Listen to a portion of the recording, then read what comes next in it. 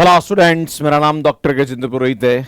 Gate 2025 exam की तैयारी कर रहे हैं, चाहे आप इंजीनियरिंग स्टूडेंट हैं, चाहे आप फिजिक्स के हैं, केमिस्ट्री के हैं, मैथ्स के हैं, तो ये वीडियो आपके लिए बहुत ही इंपॉर्टेंट होने वाला है कि कैसे फर्स्ट अटेम्प्ट में आप गेट 2025 एग्जाम को आप क्रैक कर सकते हैं। लास्ट 5 मंथ आपके पास बचे हैं क्योंकि इसका जो एग्जाम है वो फरवरी 2025 में होने वाला है। हाँ, इसका नोटिफिकेशन अभी निकला हुआ है। इसके फॉर्म भरने की लास्ट डेट जो है वो 26 सितंबर है। और अगर आप बीएससी थर्ड ईयर में हैं या आपने इंजीनियरिंग के थर्ड ईयर में हैं तो आप इस एग्जाम के लिए एलिजिबल है, आपको इसका फॉर्म जरूर भरना चाहिए। मैक्सिमम इंजीनियरिंग स्टूडेंट ये सोचते हैं कि नहीं सर, गेट देके मुझे तो क्या करना है, मेरे को टीचिंग फील्ड में नहीं जाना है। ऐसा नहीं है। अगर आप गेट एग्जाम के थ्रू आईआईटीज या एनआईटीज में जाते हैं अपना मास्टर्स करने के लिए या रिसर्च करने के लिए, तो आपके पास टीचिंग के अलावा और भी बहुत सारे अच्छे करियर ऑप्शंस बनते हैं। तो आपको जरूर ये एग्जाम भरना चाहिए। इससे रिलेटेड मैंने वीडियो भी बना रखा है, कैसे फॉर्म फिल करना है और कौन इसके लिए एलिजिबल है। अगर आपने वो वीडियो नहीं देखा है तो आप प्लीज जाके देख लीजिएगा। अभी मैं आपके सामने बताने वाला हूं कि 5 महीने बचे हैं। विदाउट कोचिंग क्या इस एग्जाम को आप क्रैक कर सकते हैं और क्या ऐसे टिप्स है, अगर आप वो फॉलो करते हैं तो मुझे लगता है आप अच्छा यहां पे स्कोर कर सकते हैं। तो ये वीडियो आपके लिए बहुत ही इंपॉर्टेंट होने वाला है। शुरू करते हैं। सबसे पहले बात करेंगे टारगेट के ऊपर कि आपको क्या क्या टारगेट लेके चलना चाहिए। पहला, आपको सिलेबस कंप्लीट करना चाहिए। जो भी आपकी ब्रांच है उस ब्रांच के अकॉर्डिंग आपका जो सिलेबस है उसको आपको कंप्लीट करना चाहिए। और वैसे भी अगर आप बीटेक थर्ड ईयर में है तो ऑलमोस्ट मैक्सिमम टॉपिक्स आप ऑलरेडी पढ़ चुके हैं। कुछ सब्जेक्ट ऐसे होते हैं जो बीटेक फोर्थ ईयर में होते हैं, तो उसके लिए आपको अलग से मेहनत करने की आवश्यकता है। और मैं आपको बताना चाह रहा हूं कि जो इंजीनियरिंग स्टूडेंट होते हैं उनके लिए इंजीनियरिंग मैथमेटिक्स और जनरल एप्टीट्यूड अराउंड 25 मार्क्स का वेटेज रखता है। बाकी अगर आप सब्जेक्ट की बात करें तो सब्जेक्ट भी अगर आप ढंग से मेहनत करें तो यहाँ पे नॉर्मल जो कट ऑफ होती है वो 25 से 27 मार्क्स के आसपास जाती है। अगर आपका स्कोर 50 नंबर के आसपास आ जाता है तो आपकी अच्छी रैंक बन जाती है, आपको इजीली आईआईटी या एनआईटी आपको मिल सकता है। नेक्स्ट है, आपको बुक को रेफर करना चाहिए। जो भी बुक्स हैं सब्जेक्ट की उसको आप रेफर जरूर करिए। डेली 5 to 6 आवर्स आपको कंसेप्चुअल स्टडी करना चाहिए। इस एग्जाम से रिलेटेड आपको स्टडी करनी चाहिए। क्वेश्चन प्रैक्टिस आप डेली करिए, आप पीवाईक्यूज लगाइए और कोशिश करिए कि डेली 50 से 60 क्वेश्चंस आप रोज प्रैक्टिस करें। जनरल एप्टीट्यूड आपको डेली करना चाहिए, लगभग आधे से 1 घंटा आपको डेडिकेट करना चाहिए। प्रैक्टिस 3 आवर एग्जाम एनवायरनमेंट, आप कोशिश करिए कि जो एग्जाम का 3 घंटा होता है सेम टू सेम वैसा ही कोई अगर आप मॉक टेस्ट लगा पाए तो एग्जाम एनवायरनमेंट में आपको मॉक टेस्ट लगा के देखना चाहिए और आपको देखना चाहिए कि आपका कितना स्कोर हो रहा है, कौन कौन से ऐसे पार्ट है जहां पर आपको मेहनत करने की आवश्यकता है। एक और मैं आपको बता दूं कि इंजीनियरिंग मैथमेटिक्स और जनरल एप्टीट्यूड पे बहुत जल्दी मैं अपने YouTube पे वीडियोस अपलोड करना शुरू कर रहा हूं जहां पर पूरा engineering mathematics free of cost मिल जाएगा। प्लस गेट के लिए जो जनरल एप्टीट्यूड है वो भी मैं आपको प्रोवाइड करने वाला हूं।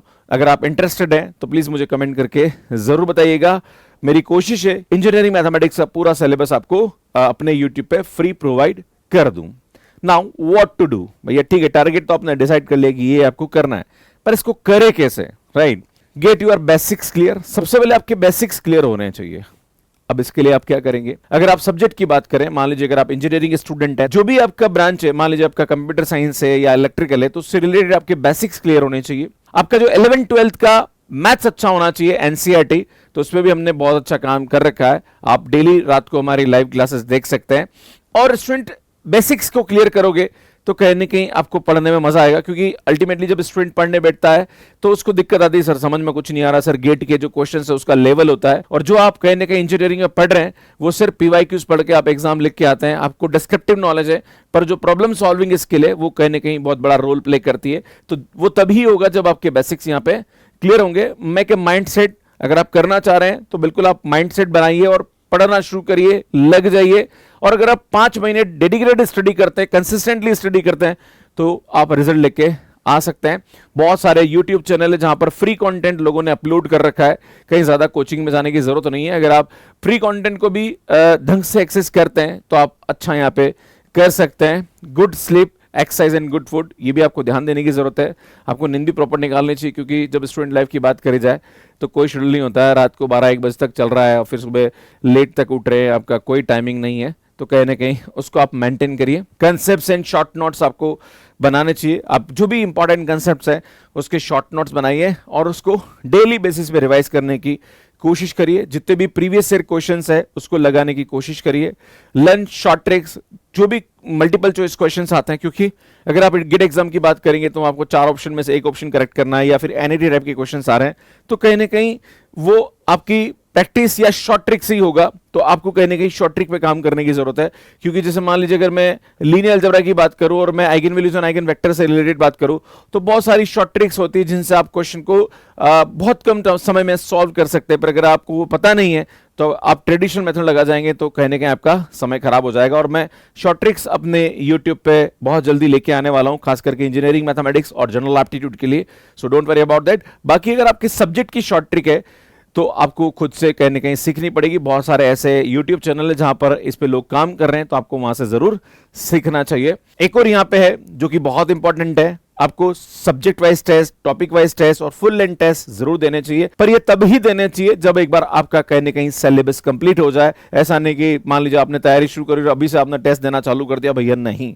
आप पहले एक बार सिलेबस कंप्लीट करिए, फुल सिलेबस आपका कंप्लीट हो जाए, प्रीवियस ईयर क्वेश्चन एक बार आप लगा लें, फिर उसके बाद कहीं ना कहीं आपको टेस्ट देना शुरू करना चाहिए। उससे हो सकता है आपका थोड़ा स्कोर स्टार्ट में कम आए, पर धीरे धीरे धीरे धीरे आप यहां पे अच्छा स्कोर करना शुरू करेंगे। आपको ऐसा नहीं कि भैया मेरा तो स्कोर ही अच्छा नहीं आ रहा सर, मैं तो गेट एग्जाम नहीं क्रैक कर सकता सर, मेरे बस का नहीं है। तो भैया मैं आप सभी से कहना चाहता हूं कि जो भी काम आप शुरुआत करेंगे तो कहीं ना कहीं शुरू में दिक्कतें आती है, पर आप जब उसमें लगे रहते हैं तो वो कहीं ना कहीं रिजल्ट भी देके जाती है। तो इसमें मैं आप सभी से यही कहूंगा कि अगर आप गेट एग्जाम को क्रैक करना चाहते हैं तो इन 5 महीने में आप कर सकते हैं। मेहनत आपके हाथ में, बस आप ढंग से मेहनत करेंगे तो कहीं ना कहीं रिजल्ट भी आपको अच्छा मिलेगा। और स्टूडेंट अपने समय का सदुपयोग करना शुरू करिए, क्योंकि इंजीनियरिंग के दौरान स्टूडेंट कहीं ना कहीं दूसरे कामों में जितना समय देता है, अगर वो अपने कंसेप्ट पे काम करेगा तो कहीं ना कहीं उसका रिजल्ट पॉजिटिव मिलेगा। एक स्टूडेंट का रहता है मन में कि सर मुझे तो गेट एग्जाम नहीं करना है, मेरे को तो नहीं जाना। भैया एक काम करिए, अगर आपको नहीं भी करना कोई दिक्कत नहीं है, आप फॉर्म भरिए और एग्जाम जरूर अपेयर करिए और थोड़ी सी मेहनत करके जाइए। अगर जो भी आप सीखेंगे वो ठीक है, आप गेट एग्जाम क्रैक करने के बाद आप नहीं जाना चाहते हैं एमटेक करने के लिए, कोई इशू नहीं है, पर जो आप सीखेंगे वो फ्यूचर में कहीं ना कहीं आपके काम आएगा। जब आप कहीं इंटरव्यू देने जा रहे हैं तो आपको सब्जेक्ट का नॉलेज होना चाहिए, क्योंकि जो भी इंटरव्यूज में आपसे पूछा जाएगा वो कहीं ना कहीं आपके सब्जेक्ट का पूछा जाएगा। तो आप ये समझने की कोशिश करिए कि आप अपने सब्जेक्ट को ढंग से पढ़ रहे हैं, क्योंकि आप इंजीनियरिंग के दौरान यूनिवर्सिटी की जो एग्जाम पास करने के हिसाब से आप पढ़ते हैं, पर जब आप किसी कॉम्पिटेटिव एग्जाम की तैयारी कर रहे होते हैं तो वहां पे अपने बेसिक्स को क्लियर कर रहे होते हैं। तो जिस ब्रांच में आप इंजीनियरिंग कर रहे हैं या जिस सब्जेक्ट में आप अपना ग्रेजुएशन कर रहे हैं, उस सब्जेक्ट में कहीं ना कहीं अगर आप अपने कंसेप्ट पे कमांड करना चाहते हैं तो इस एग्जाम की तैयारी करके आप कर सकते हैं। अगर आप अच्छा स्कोर करके आते हैं और अगर आपको मौका मिलता है तो आपको जरूर आईआईटी से या एनआईटी से अपना मास्टर्स करना चाहिए। इसका फायदा कहीं ना कहीं फ्यूचर में आपको जरूर मिलेगा, ऐसा मैं सोचता हूं। बाकी इसके बारे में आप क्या सोचते हैं आप कमेंट करके मुझे बता सकते हैं। अगर आप गेट मैथमेटिक्स के साथ देना चाह रहे हैं तो इस पे हमारा कोर्स अवेलेबल है मैथ्स केयर ऐप पे, 4999 में आपको मिल जाएगा, जहां पर live recorded PDF, DPP, combat सब कुछ मैं आपको प्रोवाइड करूंगा। एनसीईआरटी बेसिक्स के लिए अगर आप करना चाहते हैं तो 10th 11th 12th की जो एनसीईआरटी है उसमें मैं बहुत अच्छे तरीके से काम कर रहा हूं। रात को 9 से 10:30 डेली एक लाइव क्लास होती है जो कि मैथ्स में करा रहा हूं, तो आप जरूर इसको अटेंड करिए, यहाँ पे आपको बहुत कुछ सीखने को मिलेगा। बाकी हमारी बुक्स है जो कि मैथ्स केयर ऐप पे अवेलेबल है, इवन ये अमेजॉन फ्लिपकार्ट पे भी मिल जाएगी, इनको आप बाय कर सकते हैं। हमारा टेलीग्राम, इसको ज्वाइन कर लीजिए, क्लासेस की अपडेट्स मिलती रहेगी। और बहुत जल्दी मैं इंजीनियरिंग मैथमेटिक्स पे कोर्स स्टार्ट करने वाला हूं, तो आप जरूर उसको अटेंड करिएगा। उसके लिए आप इस टेलीग्राम को ज्वाइन कर लीजिए, आपकी अपडेट्स यहाँ पे मिलती रहेगी। और ये हमारा मैथ्स केयर ऐप है जो कि एंड्रॉइड एंड आईओएस पे अवेलेबल है। कैसे मैथ्स केयर ऐप पे सब्सक्रिप्शन लेना, इसका वीडियो आप यहाँ पे जाके देख सकते हैं, यहाँ जाके चैनल को सब्सक्राइब कर सकते हैं। और अगर आप गेट एग्जाम का फॉर्म भरना चाह रहे हैं तो उसका पूरा मैंने प्रोसेस यहाँ बता रखा है, तो यहाँ पे जाके आप वीडियो देख सकते हैं। धन्यवाद आप सभी का बहुत बहुत।